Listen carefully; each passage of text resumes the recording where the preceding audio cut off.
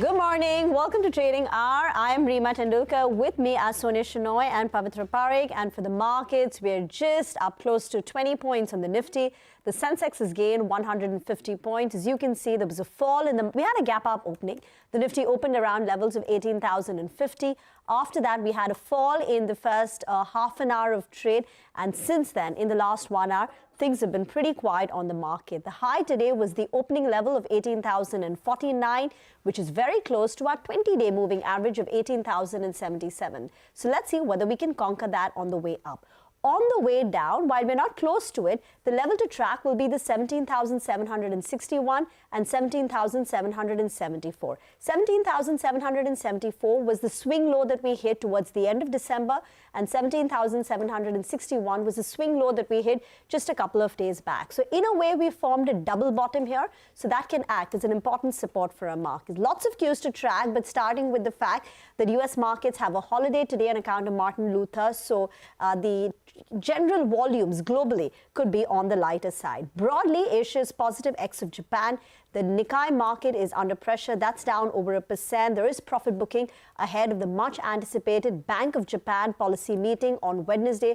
Remember, in the prior BOJ meeting, there was tweaking down to the yield curve, and that had spooked the Japanese market. So this Wednesday's Bank of Japan meeting will be a follow-up to that, will be very crucially tracked. The FIs have been selling in the cash market 16 consecutive days, close to $3 billion they've sold in this period. But despite that, the markets, Indian markets have actually held up. We continue to hold up in that range, which is a positive. The dollar index has seen a slide now below 102. And in earnings today, no large ones. The large ones will actually come out towards the end of the week. Today, it's going to be Federal Bank, Angel One, Tin Plate, Kesoram. These will be the stocks you should have on your radar. Towards the end of the week, on Friday, you've got Reliance. On Saturday, you've got ICICI Bank and Kotak Mahindra Bank. So the big earnings, the ones which can swing the markets, will actually come towards the end of the week. But other than that, it's going to be a very busy week in terms of earnings, right? Oh, absolutely. Very busy week. Lots of macro data as well coming through. But the sector I'm watching this morning, and what's really, getting the traders' attention is the PSU banks.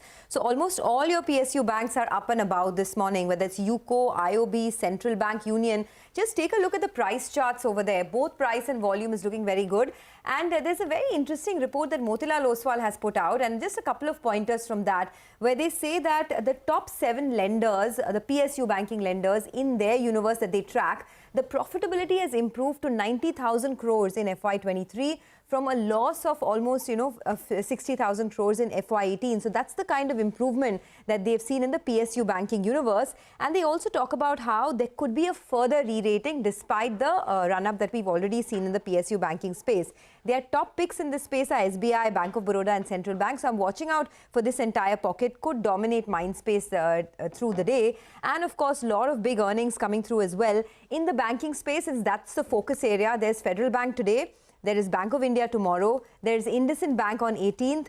So lots in the banking space coming through. And then the larger earnings, ICICI Bank on Saturday. So I think that will be a focus area for the markets today. Oh, absolutely. So lots of earnings this week. And, it could be a lot about these individual names. But, tech is really staring at you as well, right? Today, if you take a look at the Nifty pack, at least all of the top gainers, or all of them with any kind of substantial gains, are all coming through from the tech pack. The Nifty IT is doing really well.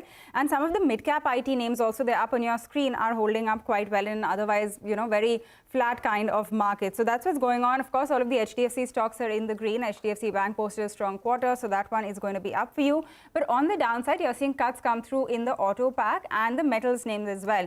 So last week, we saw quite a run up in the metal stocks. Today, we're seeing some cuts come through over there. And do keep your eye out on some of the Adani stocks. They're seeing sharp cuts once again today. And this is, the 1 month move, that we're seeing on Adani Ports and Adani Enterprises, down over 8% for both of them. So do keep your eye out on what's going on with this entire group of stocks. But that's the market action. Let's get on by starting by some individual stocks which are buzzing around in trade. Sula Vineyards is the first one on our radar. It is surging after reporting a strong third quarter business update. So Mangalam is here to fill us in with the details. Mangalam, you may not be drinking, but the rest of us are. Well, I may not be drinking, but I definitely could have been visiting one of those parks, etc., right? But, Sula Vineyards reported a strong third quarter update. So 13% jump in their overall revenues year on year. And it's the highest that the company has reported on a quarterly basis. It's also the first time they've reported numbers ever since they've listed. So a 13% jump in their own brand consumption, which is the mainstay of the company. The other part of the business, which is also tourism, wine tourism, has seen a 13% growth. From the start of this year to now, there's been a 28% jump in their own brand's revenue and 48% jump in wine tourism as well. And that, of course, comes on a low base. Going forward, wine tourism business doing well could be a bigger trigger for them because this is a high margin product. And another important trigger for them is their new capacity coming on stream, 2.5 million litre cellar, which has come on stream right in time for the 2023 grape harvest season, which the company's release suggests that is likely to be strong. So, if the harvest season is good, with them having increased capacity, could do well for them, and that would mean that there could be further support for volumes going ahead as well. So good update, good outlook, and the stock up 11%. Okay, it's giving a good run to that whole Napa Valley experience, the kind of Nasik vineyards that we see, not just Sula, but a whole host of them.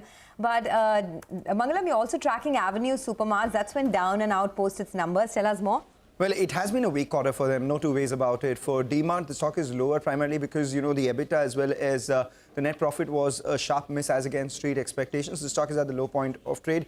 The gross margins actually were at a 7-quarter low for the company. They've said that, the non-FMCG discretionary products for the company this time around, which are usually higher margins, haven't done well for them. And even if you look at the revenue per square feet, that metric hasn't come back to pre-COVID levels, even as all other matrices have come back to pre-COVID levels itself. So on the revenue front, the company met expectations, but those analyst expectations are also built around the company's third quarter update.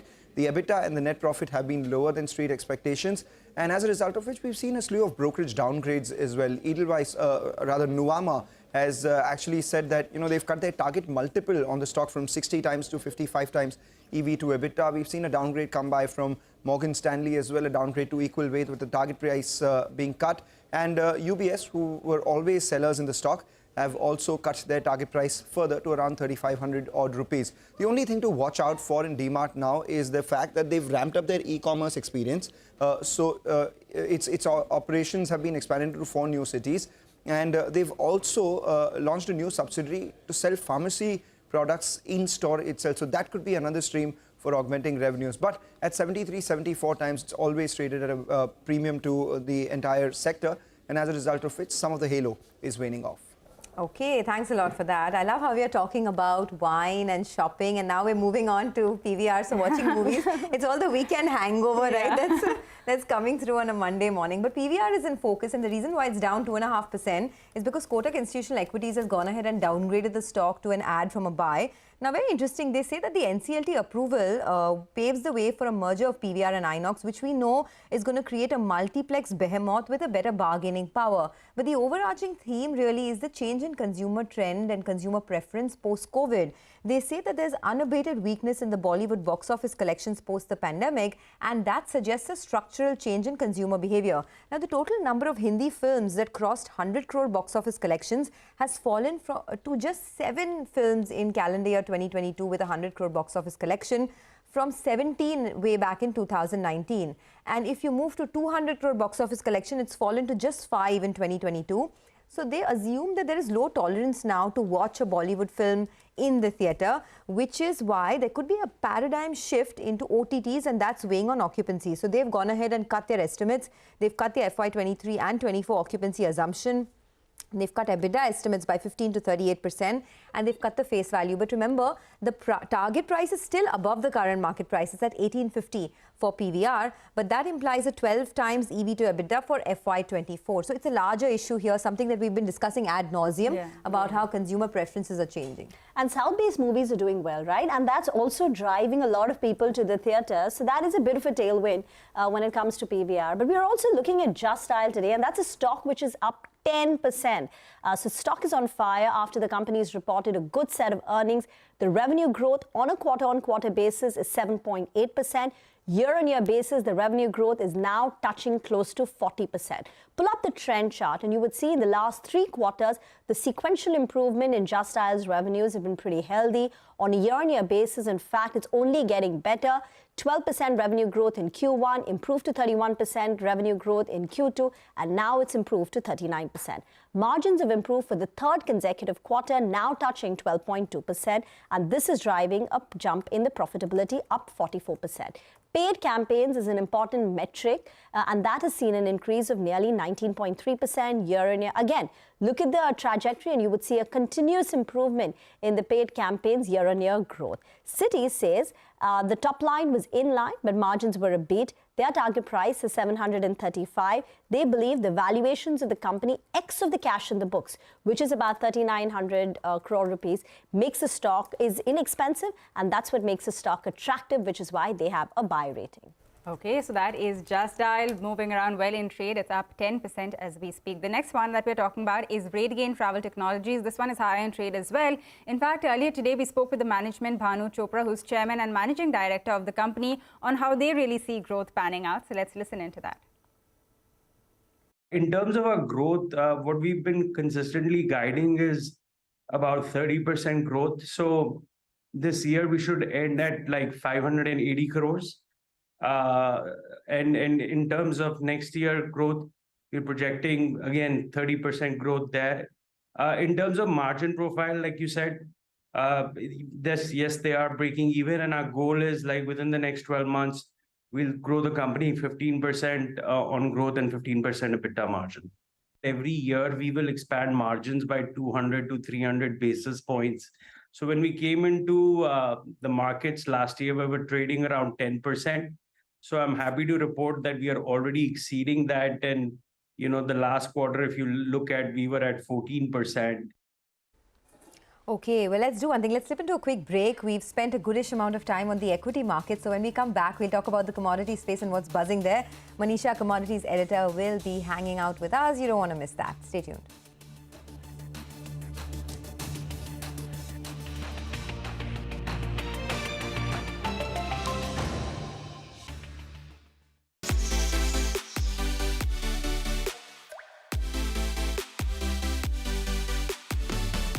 The 53rd annual meeting of the World Economic Forum in Davos is currently underway, the largest conglomeration of global leaders. The big challenge here at Davos that is going to be up for discussion and deliberation is the possibility of global cooperation. Fiscal space continues to be challenged and constrained, and monetary policy seems to run out of options. What can the private sector do to try and push growth forward? There are going to be several important sessions that CNBC-TV18 is going to be part of. We are the only channel to get 3 sessions on the Davos main stage, and of course we have a whole host of global leaders that we will be in conversation with.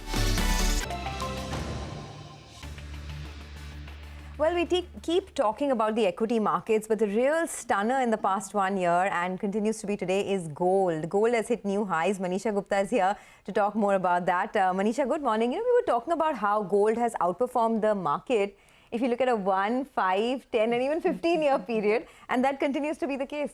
Oh, well, absolutely. Last year also gold was the best performer, not so much in sense of percentage gains, but with everything trading in the negative, gold was the only one that gave you positive returns on the higher side. And for the Indian markets, the gold prices were up nearly 12% because of the rupee depreciation as well. So that was the cushioning there. So we are trading at an all-time highs on your screen here in case of gold prices. This is the second straight day that the gold markets are making all-time highs. In the international markets as well, we are trading at around 7-month highs, and that is exactly where the support comes in from. For the Indian markets, the run-up also has been because of the rupee depreciation, and that clearly has been taking the prices on the higher side there. If you look at the month of January or 2023 until now, we have seen a 5% of gain come in for the gold prices until now. For the month of December, the gain was at around 4%. And for the November as well, the gains were at around 7%. So this is the third straight month that we have seen gold prices continue to trade in the positive side there. When you look at the Indian markets as well, as I told you, 12% of gains in the previous year, and we are 4% up in 2023 till time here. Just to take you across the trajectory on what gold prices really have done, it was in 2015 that we saw the gold prices trade at a low of around $1,050 per ounce. 5 years later, in August 2020, we saw gold hit an all-time high and doubling up of prices in 5 years at $2,070 per ounce. Last year again, in September, we saw 30-month lows of $1,615 per ounce. But currently at $1,930, we have gained nearly $300 per ounce in the last 3 months itself in case of gold prices. Various reasons on where the gold prices are getting their support from. One is the dollar index, which is trading at a 7-month low. The treasury yields in US have continued to decline. Markets pretty much have factored in that it is going to be a 25 basis point of a rate hike from the US Fed in the month of Feb. The US inflation softening also has done its deal.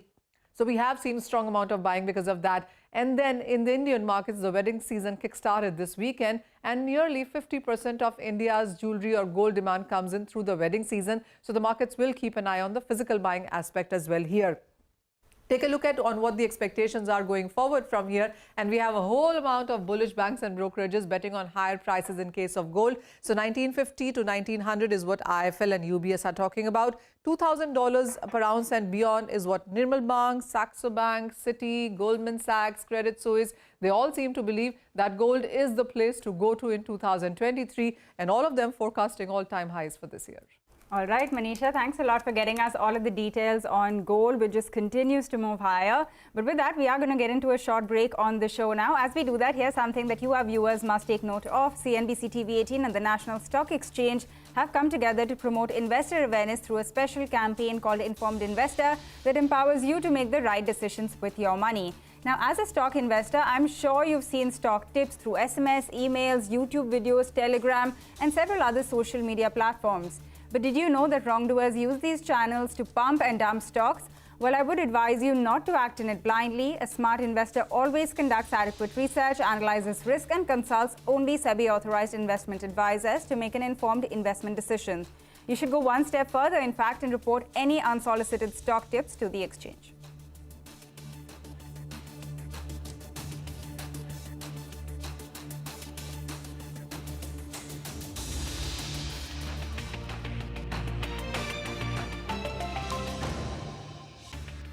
Hey guys, welcome back. You're still tuned into Trading Hour on CNBC-TV18. For the market, we're seeing a 25-point cut right now on the index. The mid-cap index is in the red as well right now, and it's actually blinking red and green. So you're seeing, that index absolutely flat as well. Where we are seeing the gain sort of come off is the banking pack. A lot of the larger names at the low point of the day now. The Nifty Bank is just around, 0.1% in the green. HDFC Bank, after that strong showing, is still in the red right now. You have Axis at the low point of the day. HDFC Bank, both of them lower. And pretty much all of the bigger banking names have seen cuts. So ICICI Bank also at the low point of the day. So you're seeing that pain come through in the Nifty Bank Index. And we'd watch out for how this fares right now. But let's get a technical check going on the market. Gaurav Ratnaparkhi joins us for exactly that. Gaurav, good morning and thanks for joining us. We did see that gap up start, but that very quickly has turned, and we're pretty much now, pretty much at the day's low. How would you read this now? We got that good start, but that is completely sort of worn off now. Yeah, good morning. So basically, this has been the case for the last few weeks, where Nifty has been witnessing sharp swings in both the directions. And this entire consolidation is sort of panning out just near the 20-week moving average. And if you look at the daily chart, then in terms of price pattern, Nifty has formed a triangular pattern. For the last week, the Nifty was trading near the lower end of the pattern and was forming a base at around 17,800, 17,700. And from there, Nifty took a leap on the upside. Today, it tested the upper end of the pattern, and from there, it has got sold off. But nevertheless, looking at the overall structure, my sense is that this pattern is ultimately likely to break out on the upside. Yes, the pattern breakout is yet to happen, but overall structure shows that it could be around the corner. The daily momentum indicator is showing positive divergence. So my sense is that today's intraday dip is actually a buying opportunity. One can consider staggered buying approach in the range of 17,950, 17,900. Keep a stop loss at 17,800, and on the higher side, 18,050, 18,100 will be the initial target area, whereas from a slightly medium-term perspective, 18,300 will be the target one can look at. What about individual stocks? This is a market that is refusing to rise despite all good news. So texture has kind of weakened. But on the stock side, anything that you're particularly watching today? Yeah, sure. So basically, my sense is that the next leg on the upside is likely to be driven by financial services. So I have picked up a couple of stocks from financial services space. First one is Manappuram. As you were discussing about gold, it is likely to support this particular counter as well. So Manappuram, if you look at the hourly chart, it has broken out from a triangular pattern. And on the weekly chart, we can see it has broken out from an inside bar pattern. Daily as well as weekly upper Bollinger bands are expanding, which suggests that the prices can continue to head higher. Initial hurdle is at the December high, which is at 126. But once that gets taken out, the stock can have fresh momentum building up in its favor on the upside. So one can consider buying at current level as well. Keep a stop loss at 120, and on the higher side, 130 and 133 will be the targets. And the second one from the financial services pack is ICICI Pru. This stock, after a significant correction, form a nice base for itself in the range of 440, 450. And from there, it has started moving higher. And if you look at a slightly broader picture, then it has formed a multi-week inverted head and shoulders pattern. And today it is trading at the neckline and looking for a breakout on the higher side. So very good setup to initiate fresh long position. Weekly momentum indicator, in fact, has given a fresh buy crossover in the last week. So buy at current level, keep a stop loss at 468. And on the higher side, 493 and 505. These will be the targets to watch out for. Gaurav, thank you very much for joining in. By the way, there's been a bit of a leg down in the markets. When we started the show at 11 a.m., the Nifty was up 20 points, and now we're down about 10 to 15 points on the Nifty. So the last 10 minutes has seen some selling. It's coming through in many of these financials. So Axis Bank is now down 1%. HDFC Bank is very quickly giving up all its morning gains. HDFC Bank from the day's high has seen quite a bit of a slip, so just holding up now. HDFC Limited is a bit subdued in trade. Britannia is down close to about 0.5%. Look at Bajaj Finance. That stock has slipped close to about 1% from the day's high. So many of these stocks have seen a bit of a leg down. But let's talk about Federal Bank. That's higher in trade ahead of its Q3 earnings today. Abhishek is here with the key expectations. Abhishek.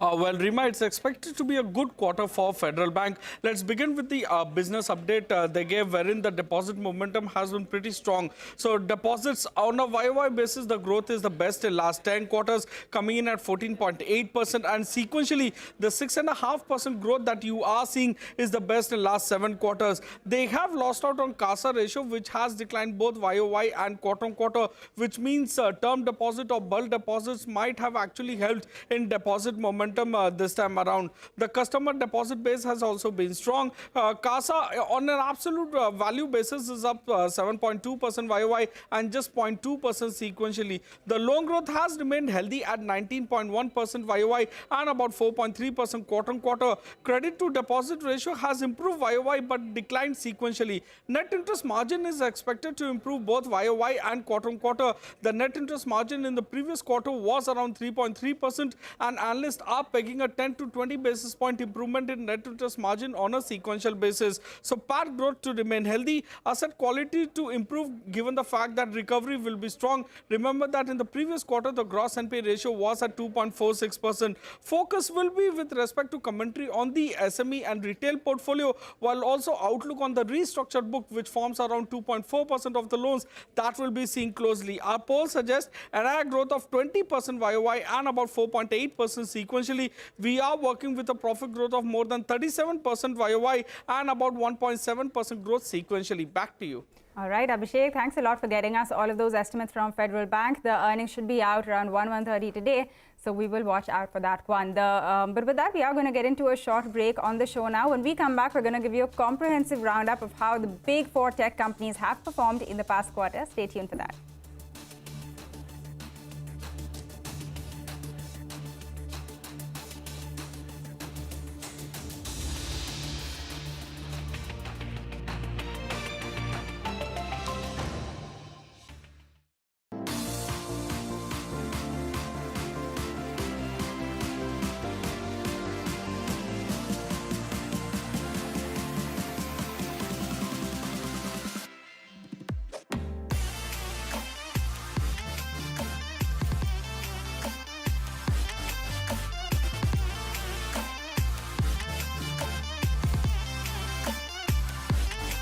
Indiabulls Commercial Credit Limited announces a public issue of secured redeemable NCDs offering coupon rate of up to 10.30% per annum and additional incentive of 0.25% per annum. Tranche 1 issue is open for subscription. To subscribe, log on to www.indiabullscommercialcredit.com. For risk factors, detailed disclaimer and more details, refer to Tranche 1 prospectus available on the websites of SEBI, Stock Exchange, Company and the lead managers.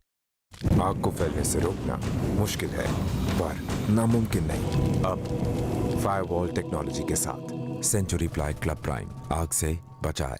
Can achieving gender parity become a catalyst to accelerate economic and financial growth and drive inclusivity? Watch an exclusive discussion straight from Davos. Understanding gender parity for economic recovery.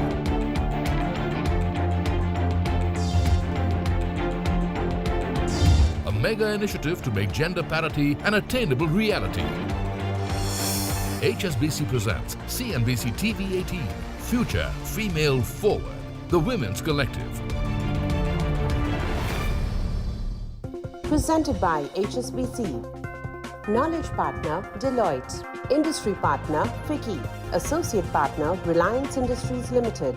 When timeless European design meets cutting-edge technology, it's QO. QO, European Bath Lounges.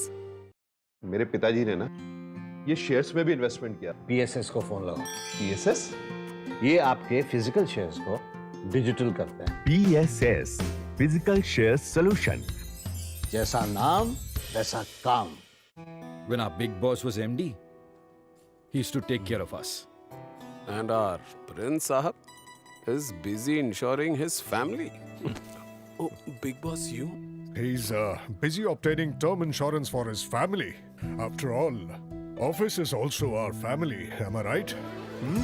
Let's close the deal. Thank you. Verma ji, will you have tea with this prince? LIC's Group Term Assurance Plan takes care of your office family. मेरे पास सेलो है, गर्मा गर्म चाय।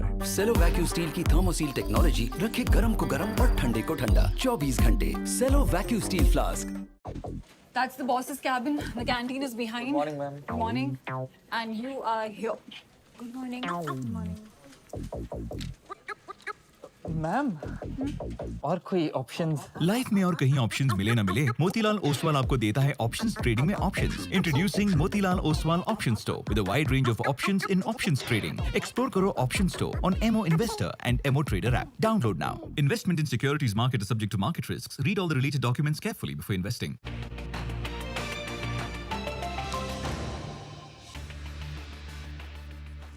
Welcome back. A whole host of IT companies have reported their numbers. So Reema is standing by the big wall with a report card on how it's been for IT companies this time around. Reema, not so bad? Absolutely. The big takeaway from the big four in the IT pack is things are steady for now. So despite the macro uncertainty, fear of higher furloughs, execution for the big boys has been steady and the top line growth has not been as bad as what the street feared. In fact, 3 out of the 4 companies, TCS, Infosys, HCL Tech, reported a revenue beat. The only one who missed on the top line was Wipro. Now, talking about the Q3 numbers. On a quarter-on-quarter basis, as you can see, it's HCL Tech which tops the chart with a 5% revenue growth. Again, this is constant currency, quarter-on-quarter revenue growth, aided by strength in its seasonal products business. But on a year-on-year basis, look at the picture. All 4 IT companies have reported a double-digit growth. Now let's move on to the margin performance. Well, it was a mixed bag.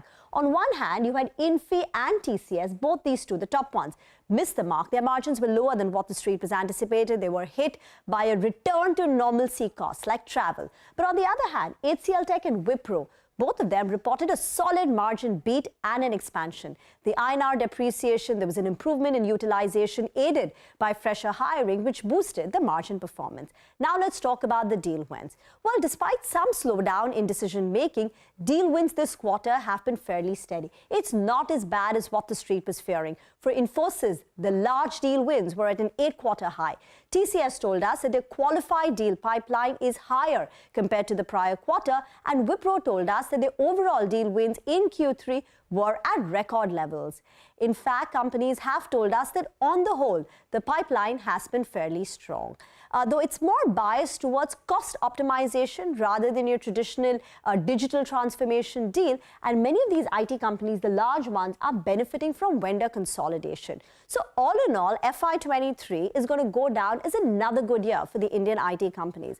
Infosys is likely to top growth this time with a 16 to 16.5%. And if you compare it with the guidance that they had given at the beginning of the year, the growth rate is going to be a lot better.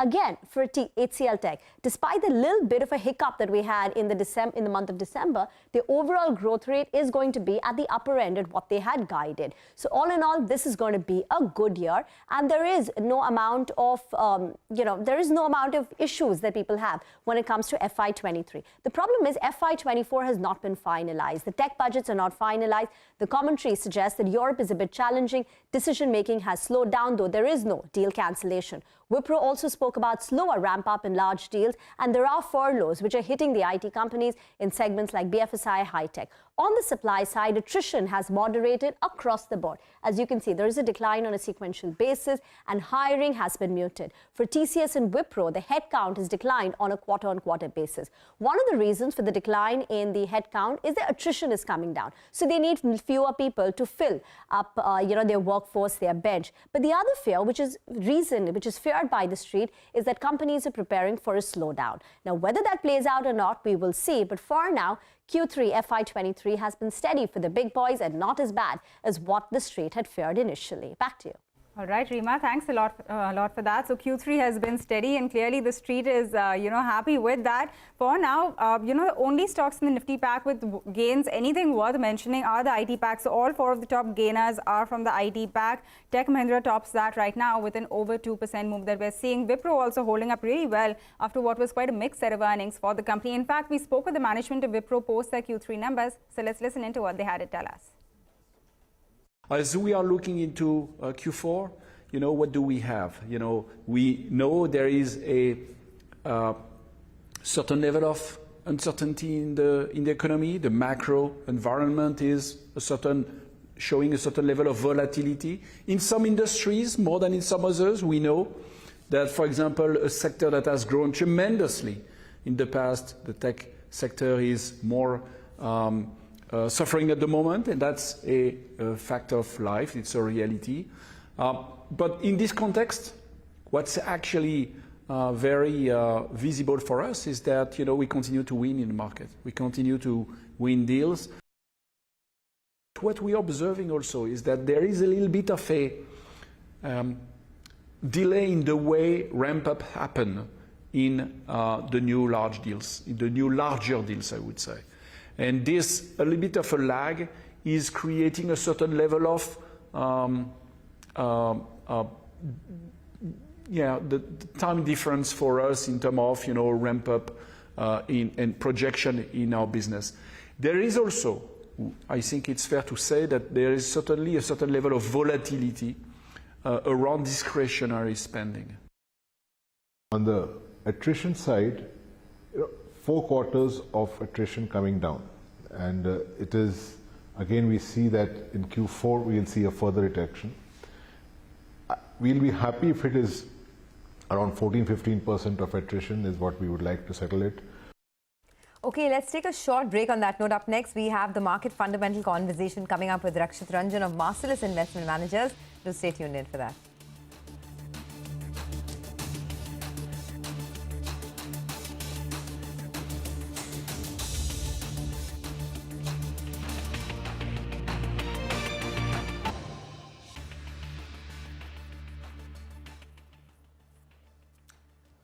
Welcome back to Trading Hour on CNBC-TV18. Well, Rakshit Ranjan of Marcellus Investment Managers is joining us now to give us an update on the market and how he's seeing things shape up.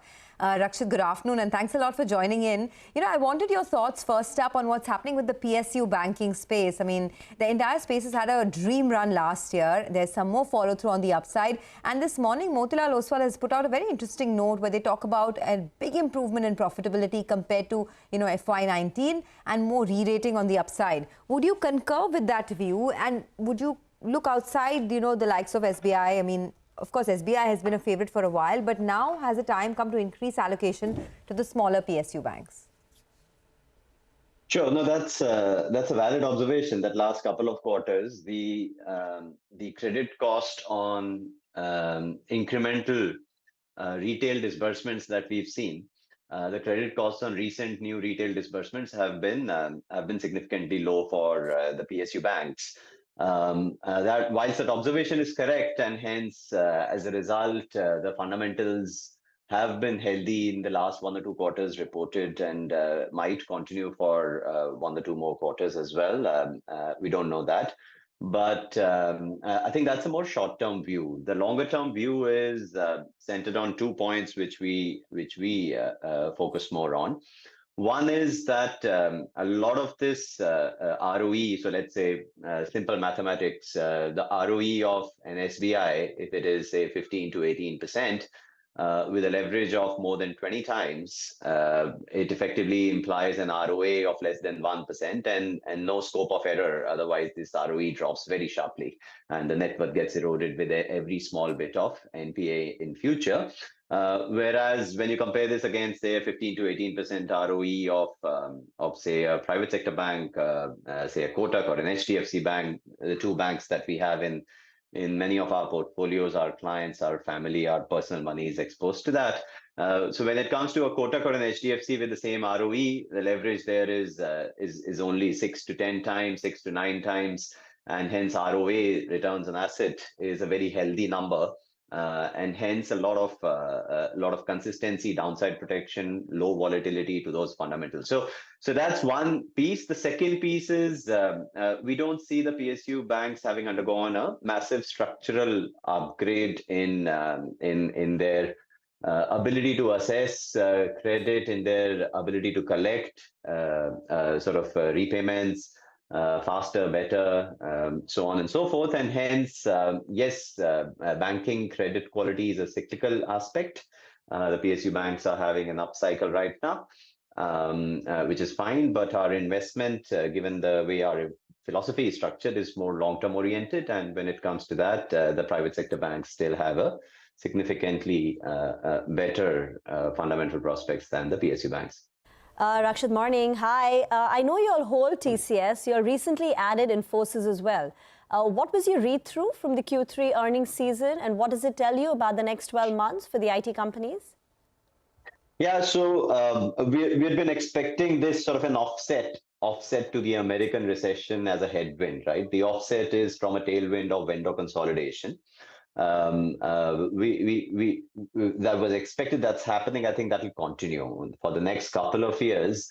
Every large corporate in, let's say, the US, rather than have 5 different vendors for 5 different verticals within their company, they will probably have one single vendor for all the 5 verticals. And the reason for this will be because over the last couple of years, the corporate would have moved the application to cloud, data to data lakes, and hence a more centralized way of managing IT services requirements.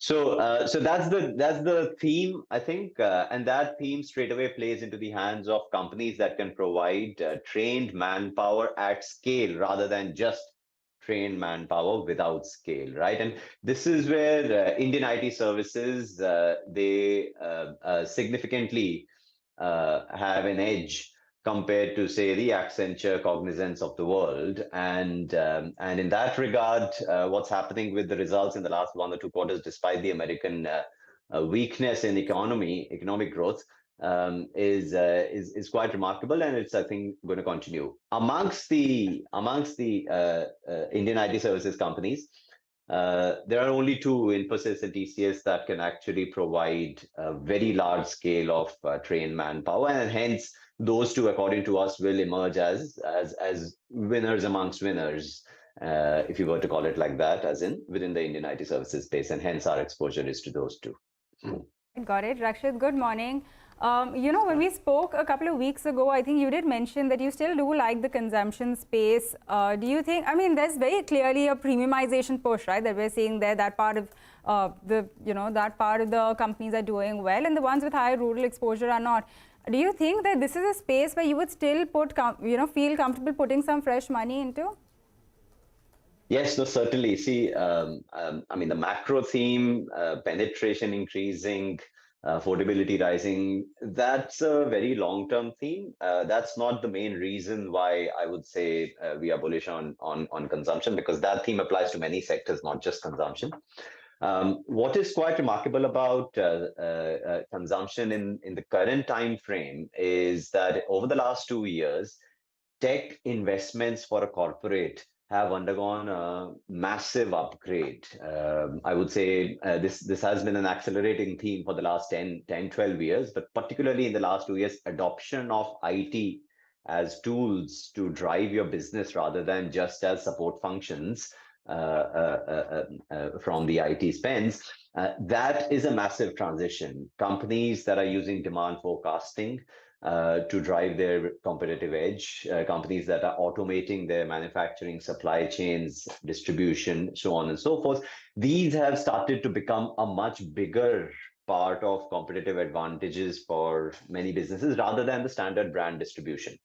Right. And hence, there's a massive opportunity to be had for investors to make money out of companies that are transitioning from old age to new age businesses that are using tech more smartly, more efficiently, and hence suffocating competition in the new era when the era was not available till 5-7 years ago. You couldn't have reached out to a new customer using the tools that are available today, and very few companies have invested in these tools.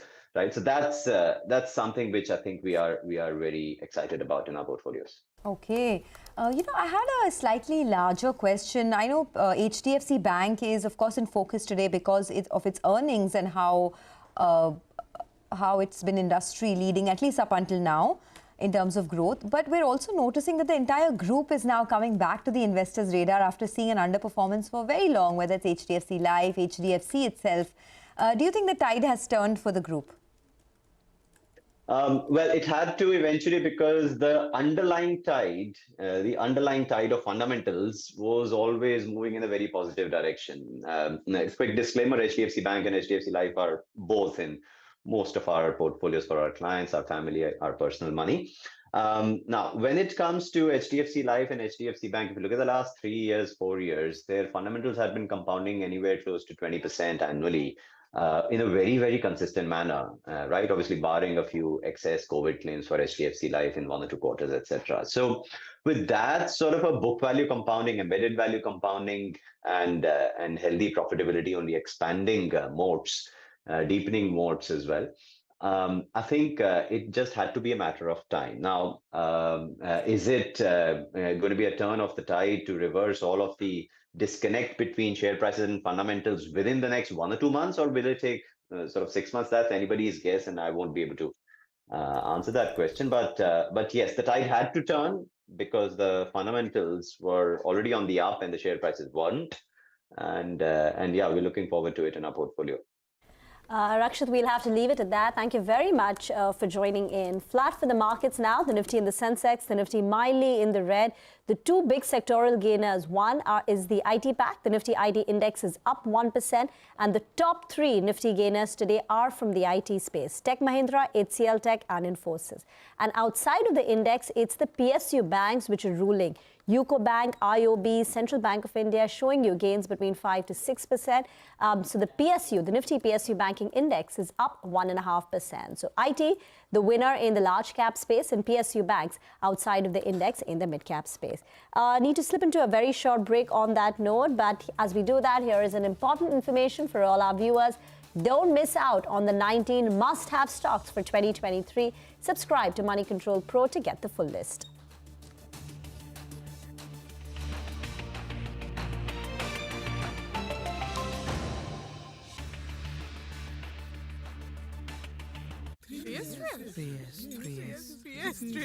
Three S क्या है? 3S mutual fund की facilities है। किश्तों में invest करने के लिए systematic investment plan, better risk management के लिए एक फंड से दूसरे में ट्रांसफर करो सिस्टमैटिक ट्रांसफर प्लान के साथ, और रिटायरमेंट की बात की जरूरतों के लिए सिस्टमैटिक विड्रॉल प्लान। क्या बात है, किसी भी म्यूचुअल फंड स्कीम को करो स्ट्रॉन्ग 3S फैसिलिटीज के साथ। म्यूचुअल फंड निवेश बाजार जोखिमों के अधीन है। स्कीम संबंधी सभी दस्तावेजों को ध्यान से पढ़ें। टेंशन किस बात की? सेंचुरी MDF का लो एमिशन प्रीमियम प्लस है ना, हायर डेंसिटी है, वाटर रेजिस्टेंट भी है, यानी ये है जहाँ नो टेंशन वहाँ। Low emission premium plus by Century ProWood. Listen, thanks to your big brother to suggest me the Bob World app. There is so many rewards and cashback too. In films, they said it right. You feel so bad when your best friend passed the exam and you don't. And he acted on your brother's suggestion. But what about you? It's so easy to open the savings account. You can do it even before the train comes. It's that easy on Bob World. Hey bro, listen to me once. We listen to your inner voice because we live in your world. To make my vision a reality, I have to see clearly from every point of view. With my Verilux progressive lenses, I seamlessly transition from near to far and see every detail in sharp focus. When you see no limits, there are no limits. Verilux lenses by Essilor.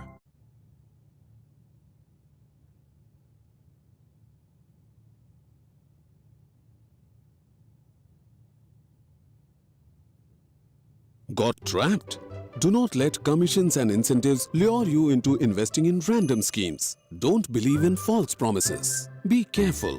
After all, it's your own money. So much good, investify. Step into luxury, where grace blends with grandeur and design blends with innovation. As your stress is washed away and you're transported in the lap of luxury. Cure European bath lounges. Let time wait. अब trading में होगा rhythm with ICICI Direct Markets Execution Algos. Just set your instructions and the app will do the trading for you. करो तो ICICI Direct करो. Investments in securities market are subject to market risks. Read all the related documents carefully before investing.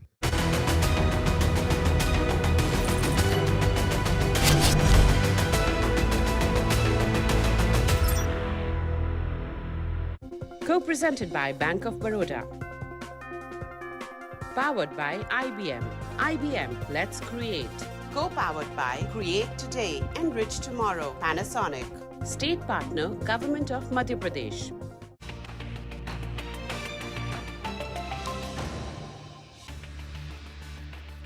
Welcome back. You're still tuned into Trading Hour. We were just talking about what's doing well for the market, which is clearly the IT space as well as the PSU banks. But let's tell you what's not doing so well today. So a lot of the pain is coming through from the metal names as well as from the auto pack today. So something like an M&M, Aisha, you're seeing all of these things, some sharp cuts. Bajaj Auto is down. Metals, remember, had quite a good week last week, but today you're seeing some cuts come through over there. In fact, a lot of the Adani Group stocks also that we were talking about have slipped further over the past hour or so. So Adani Enterprises now the top loser on the Nifty. A few stocks which have gained include something like a TCS, again from the IT pack. So do keep your eye out on that space. But on that note, we are going to wind down on this edition of Trading Hour. You guys stay tuned. Halftime report after this short break.